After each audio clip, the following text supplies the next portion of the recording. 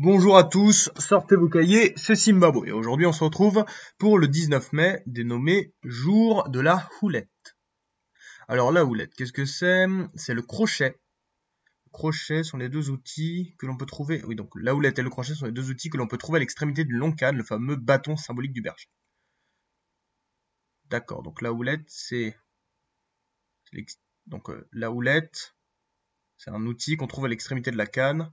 Donc ça symbolise le berger. La houlette est utilisée par le berger qui garde ses moutons au pâturage. Bah oui, parce que quand même les moutons, c'est quand même des bêtes qui font un peu n'importe quoi, donc quand même faut aussi les contrôler, hein, donc ça sert. Pour ramener les bêtes qui s'écartent du troupeau en paissant, le berger peut jeter des pierres vers celles-ci qui reviennent apeurer vers le groupe, hein, parce que bon, les moutons ils ont un bon esprit de groupe, peut-être un peu trop, hein, parce que des fois on peut y avoir un mouton qui fait n'importe quoi et du coup tous les autres moutons font n'importe quoi. C'est pour ça qu'on utilise l'expression t'es un mouton, parce que les moutons en fait ils aiment bien suivre le groupe.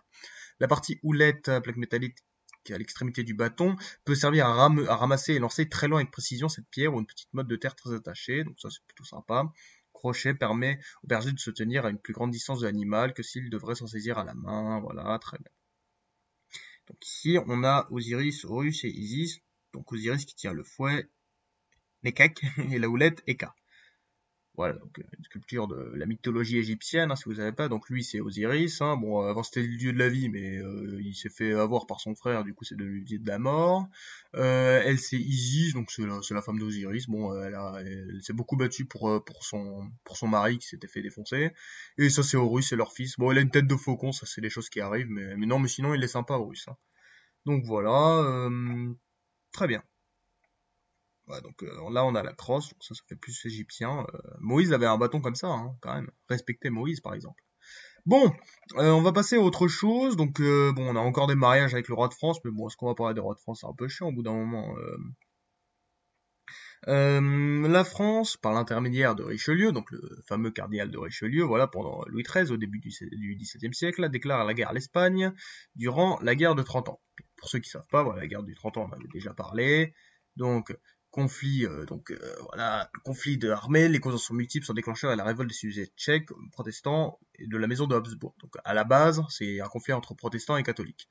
La répression qui suivit le désir d'Habsbourg d'accroître leur hégémonie et celle de la région catholique dans le Saint-Empire. Oui, parce que les Habsbourg, je ne sais pas si vous en rappelez, en fait, les Habsbourg, c'était... il n'y aura pas une carte de l'Europe? Ouais, bon, on va aller dans le Saint-Empire. Voilà, en fait, vous voyez, les Habsbourg, ils étaient là, et ils étaient aussi là, en fait, parce qu'il y avait il y a des Espagnols et des Allemands parmi les Habsbourg. Du coup, ils voulaient un peu dominer le monde, quoi, enfin dominer l'Europe, quoi. Et du coup, entre les deux, il y avait la France. Du coup, il fallait se battre contre la France. Et bon, voilà, Saint-Empire, monarchie espagnole qui étaient ensemble, parce que les deux étaient, il y avait des Habsbourg. Donc, très intéressant. Là, c'est très intéressant. Vraiment, la guerre de 30 ans, tout ce qu'il y a eu, c'est qu'on fait opposer le camp des Habsbourg d'Espagne et du Saint-Empire, voilà, soutenu par la papauté. Donc, ça c'est le pape. Donc, soutenu par la papauté, bon, ils ont peut-être pas de pouvoir militaire, mais quand même, c'est quand même sympa d'être soutenu par eux parce qu'ils sont plutôt influents. Donc, aux États allemands protestants du Saint-Empire, auxquels ils étaient alliés les puissances européennes voisines à majorité protestante, Provinces-Unies, pays scandinaves, ouais, aux États allemands protestants, ainsi que la France. Voilà, ah oui, c'est ça, voilà. Ainsi que la France, qui, bien que catholique et luttant contre les protestants chez elle, entendait réduire la puissance de la maison d'Habsbourg sur le continent européen. Alors, si vous vous souvenez, bon, on a assez parlé des guerres de religion en France au XVIe siècle, à partir d'Henri II jusqu'à Henri IV, en fait, de 1550 à 1590, on va dire, il y a eu des grands conflits, des grosses guerres de religion, la Saint-Barthélemy, tout ça, entre les catholiques et les protestants en France.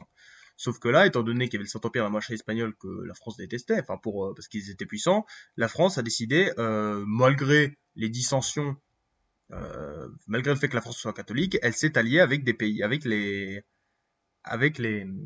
protestants.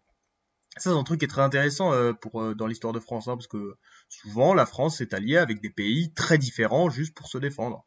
Il y a qu'à voir, par exemple, au XXe siècle, la Triple Entente, la France, qui était une république, s'est alliée quand même à la Russie, qui était une autocratie, dirigée par un tsar. En termes de différence, c'était énorme, hein, mais pourtant, bah, c'est comme ça, hein, quand on a des ennemis quand on a des pays très lointains, ils n'ont pas de raison d'être ennemis. Et du coup, ils ont des intérêts communs. Bah là, c'est pareil. c'est aussi au XVIe siècle, la France était alliée à l'Empire ottoman. Donc là, vraiment, il n'y avait aucun rapport entre les deux, mais pourtant, c'était pour se protéger donc des autres pays européens. Donc cette guerre a impliqué l'ensemble des puissances européennes selon qu'elles étaient pour ou contre le parti de l'Empire, à l'exception de l'Angleterre et de la Russie. C'est quand même plutôt important, qui ont néanmoins indirectement œuvré contre le parti des Habsbourg. L'emploi de mercenaires était la règle, hein, donc voilà, donc c'était on paye des armées. Les combats se déroulent surtout dans les territoires d'Europe centrale, puis de partir sur la plaine de Flandre, près de la France, le nord de la péninsule italienne, encore la péninsule ibérique. Les batailles, les famines, les massacres et les maladies ont provoqué plusieurs millions de morts au niveau civil que militaire. Cette guerre civile européenne a lourdement pesé sur la démographie et l'économie des États allemands du Royaume d'Espagne et assis l'hégémonie de la France qui s'épanouira davantage encore sous Louis XIV. Bah, parce que la France, à ce moment-là, elle pesait. Hein. Franchement, la France du XVIIe siècle, c'est la France la plus puissante qu'on ait jamais eue. Voilà, donc guerre civile européenne, construction historique, sur laquelle les conflits européens de la première moitié du XXe siècle sont en réalité un seul et même conflit, similaire à la guerre de 30 ans. Intéressant. Voilà, 19e siècle, Victor Hugo avait déjà parlé de ça. Événement, il n'y a eu de facto que peu de périodes de paix réelles en Europe depuis dans la première moitié du XXe siècle. Les États utilisent largement la force pour régler leurs questions ethniques, frontalières et territoriales. Outre les deux guerres mondiales, l'Europe a connu de nombreux conflits. L'insurrection d'Idlem, les pogroms russes, la révolte russe de 1905. Bah, c'est elle c'est à cause de ça que Nicolas II a décidé de démocratiser le pays. Hein. Voilà, l'annexion de la Bosnie-Herzégovine et Autriche-Hongrie, les révoltes, la guerre italo-turque, les deux guerres balkaniques, la première guerre mondiale du coup. Ah, tout ce qu'il y a eu, c'est un truc de fou. Hein. C'est vrai, c'est vrai, c'est vrai. Tiens, la guerre russo-finlandaise. Vous connaissez la guerre russo-finlandaise? Bah, au début de la Seconde Guerre mondiale, bah, l'URSS, comme vous le savez, a attaqué la Pologne en même temps que l'Allemagne nazie. Mais l'URSS ensuite s'est dit bon, on va attaquer la Finlande parce que ils sont juste à côté quoi. Sauf que ça s'est très mal passé. Regardez, Union soviétique, donc avec voilà, donc avec des Finlandais traîtres, 800 000 hommes contre 250 000, 125 000 morts contre 22 000. Ça a été un gros coup dur pour l'URSS qui a très mal commencé la guerre. Même si après ils se sont quand même bien rattrapés. Donc, connu également sous le nom de guerre soviéto-finlandaise, éclate pendant la Seconde Guerre mondiale avec l'invasion de la Finlande par l'Union soviétique, peu de temps après l'échec des négociations engagées par les soviétiques avec les Finlandais visant à créer une zone tampon pour protéger la ville de Leningrad, très proche de la frontière d'une éventuelle attaque de l'Allemagne nazie. Ouais, donc c'est quoi, c'est genre Union soviétique, des négociations engagées par les soviétiques avec les Finlandais visant à créer une zone tampon pour protéger la ville. Ouais. Très bien, très bien, très bien. L'attaque de la Finlande est jugée illégale par la Société des Nations, la fameuse, hein, la SDN, qui exclut l'URSS le 14 décembre 1939. Ah, parce que... Oui, bon, alors pour ceux qui connaissent pas la SDN, c'était le truc avant l'ONU. Alors, l'ONU est souvent critiquée pour être bien inutile. Bon, quelque part c'est vrai. Mais la SDN, c'était encore pire. En fait, elle servait à rien. C'est-à-dire que... Bon, à la base, c'était cool. Le problème, c'est que déjà, ça a été créé par les pays européens tranquilles. Ouais, il me semble, voilà, introduit par le traité de Versailles, hein, institut la SDN. Le principal promoteur de la SDN, le président Woodrow Wilson, le dernier dit des 14 points de Wilson, qui préconise l'association des nations, constitue la base politique officielle. Voilà. Toutefois, le Sénat américain, en s'opposant à la ratification du traité de Versailles, vote contre l'adhésion à la Société des Nations, et les États-Unis n'en font pas partie. Donc déjà, on a une institution internationale, il n'y a pas les États-Unis, qui sont quand même plutôt importants. Donc déjà, ça partait mal. Et puis, au début des années 20, ça allait encore, mais après, il y a eu les années 30, donc on sait ce qui s'est passé, les guerres civiles, tout ça, le nazisme, le fascisme.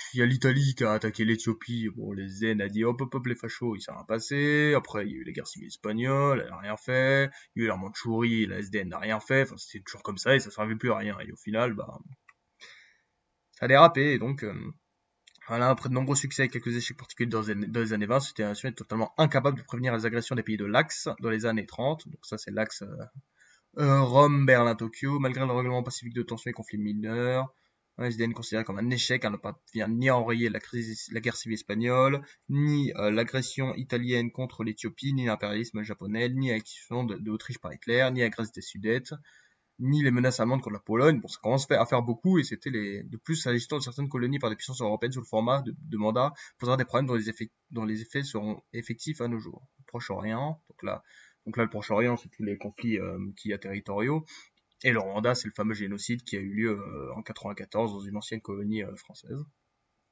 Donc tout ça c'est plutôt triste. Donc la guerre d'hiver, voilà, ça a été une résistance acharnée des Finlandais. Sont super bien battus parce que genre ils connaissaient le terrain et tout. C'était voilà, le traité de Moscou coupe court aux préparatifs franco-britanniques, l'envoi d'une force de soutien à la Finlande.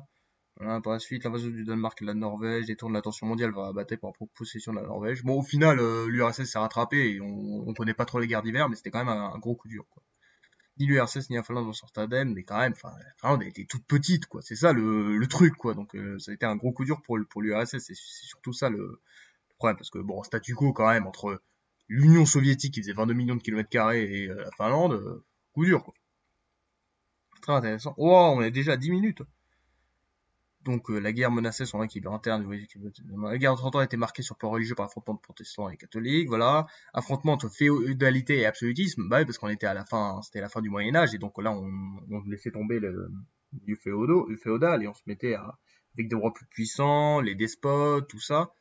14, avec la paix de Westphalie, donc ça c'est le traité hyper important qui a mis fin à la guerre de 30 ans et à la guerre de 80 ans, donc traité vraiment qui a tout changé. Problème politique d'obtention d'une paix civile sociale par la victoire de l'absolutisme. Ce modèle politique théorisé par des philosophes tels que Baudin et Hobbes n'est ainsi le concept de l'État moderne, ça c'est très intéressant aussi. Hein. Une entité exerçant dans ses frontières le monopole de la violence légitime et se défendant à l'extérieur par l'armée nationale. Quant au niveau religieux, le principe exprimé par la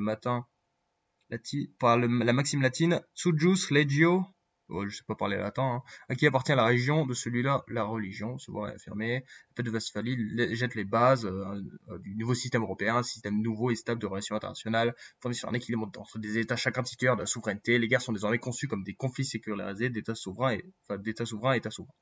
Ouais, donc là c'est vraiment une révolution, le traité de Westphalie, très important, comme on peut parler de révolution pour le traité de Vienne en 1815 ou après les traités de la Première Guerre mondiale. Vous voyez tout ce qu'il y a eu. Donc les conséquences, on va regarder vite fait. Autorisation des princes protestants à pratiquer leur religion, donc ça c'est cool pour eux. Donc là, une victoire des protestants. Déclin de l'église catholique, principalement dans le nord de l'Europe, donc là c'est bien pour les protestants. Réduction de la suprématie de la maison de Habsbourg, donc là c'est bien pour les protestants.